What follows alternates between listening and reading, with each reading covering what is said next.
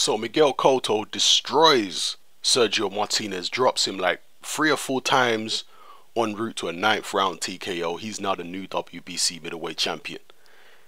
This was an interesting fight because going into it, Martinez was obviously the bigger man. Cotto has been stopped at the lower weights before, and the general consensus, I mean, there was still a sizable contingent of people who thought Miguel Cotto would win, but for the most part, most people were picking Sergio Martinez due to his size and what he's done in the past. But from the opening bell, Miguel Cotto was on fire in this fight, and it's up for debate how much of Cotto's success was down to him fighting an excellent fight, and how much of it was down to Sergio Martinez showing his age and his wear and tear. Because as we all know, Martinez has suffered a lot with injuries. He's had long layoffs. He looked terrible in his previous fight against Martin Murray, in a fight which he was also dropped in. So how much of this was Miguel Cotto fighting a great fight and how much of it was Sergio Martinez? I'll let you guys answer that in the comment section. But nonetheless, Cotto fought a great fight, fighting on the front foot for the most part. Anytime Martinez made a move, Cotto was there with a counter.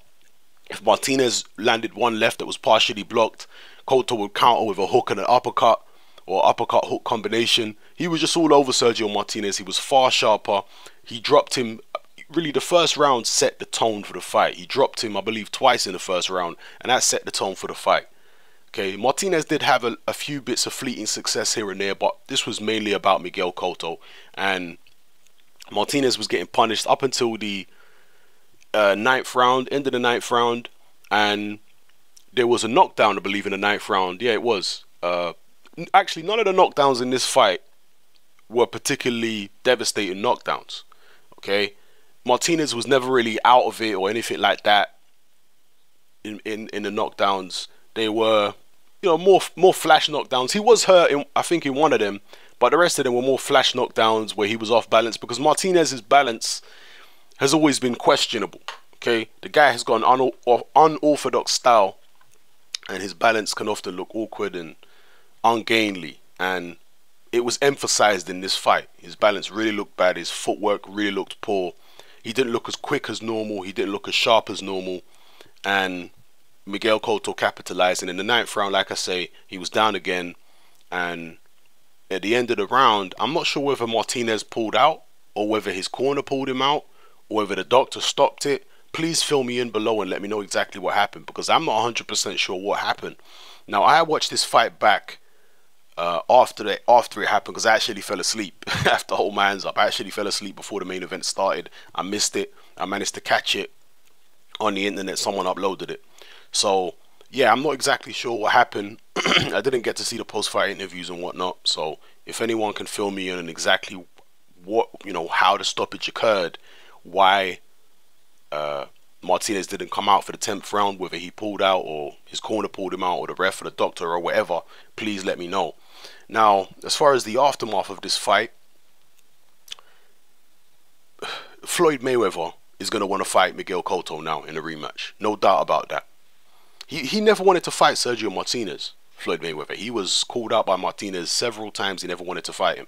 So props to Miguel Cotto for actually stepping up to the plate and doing what Floyd refused to do. But now that Miguel Cotto's the middleweight champion, you can bet your bottom dollar that Floyd Mayweather is going to want to fight him. You can bet your bottom dollar, because Floyd's already beat him. He knows Miguel Cotto's not the biggest guy. So he's definitely going to be willing to fight Miguel Cotto and, at least on paper, make history and become the middleweight champion of the world. Manny Pacquiao as well, even though he's trained, both Pacquiao and Cotto are trained by Freddie Roach. Manny Pacquiao's going to want to fight Cotto as well. There's going to be a whole heap of guys gunning for Miguel Cotto. I don't know how long Cotto intends to stay at middleweight, if this was just a one-off, or whether he intends to, you know, spend the rest of his career at middleweight. Who knows? I mean, you know, looking at it just off the top of my head, it wouldn't be advisable to stay at middleweight, really. You've got the likes of Gennady Golovkin up there and whatnot. Wouldn't really be advisable to stay at middleweight, but Cotto's that kind of guy. He's a very brave guy, and he'll probably be willing to face anyone. you know. So we'll see what happens. Let me know who you would like to see Miguel Cotto fight next.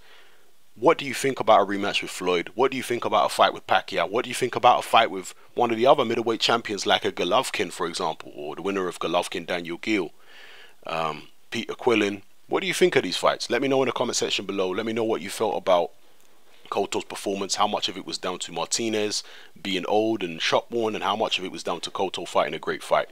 Let me know in the comment section below. This is Hatman, I'm out.